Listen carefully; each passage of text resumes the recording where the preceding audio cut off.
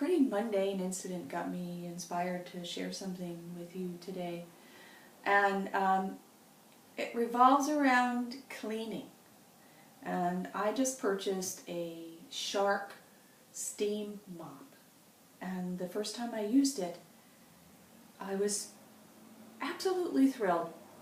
You just take a half a cup of water, you put it into this little reservoir, and in like 30 seconds, it begins to produce a tremendous amount of steam, and with a little back and forth, off you go. Now, I'm a person who really likes a tidy house, and thought my floors were pretty clean. And I couldn't believe it. Just a few strokes, and the floors were super shiny, and the mop head was looking really quite used. And I was so appreciative. I thought, wow, just a little bit of solution, a little bit of effort, and a really great technology. And you have these wonderful results.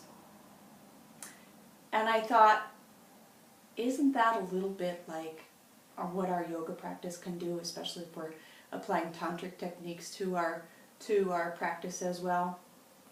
We use a little bit of effort, the right technology, and the right solution, meaning maybe our prana, our life force, and we begin to clear away the clutter that keeps things from shining, keeps us from being bright. We get emboldened to get into the corners of things where things might rest that are discarded, no longer useful, and yet still there, still lurking in the corners. So, you know, we don't need a ton of fancy equipment or a huge financial investment or even,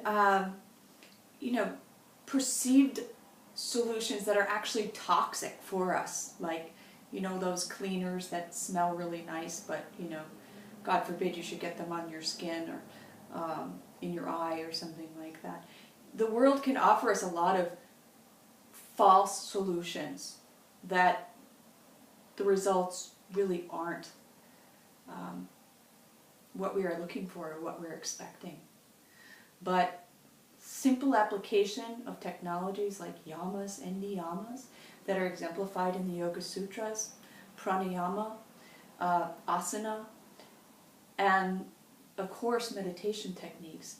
These very simple techniques, if applied with a little bit of effort and in the right combination, can really have an effect for us that goes well beyond the effort that we actually are putting into it. I know this is true for myself, not just with my Shark, which I'm not being paid to endorse, by the way, but it's true for me in every aspect of my life.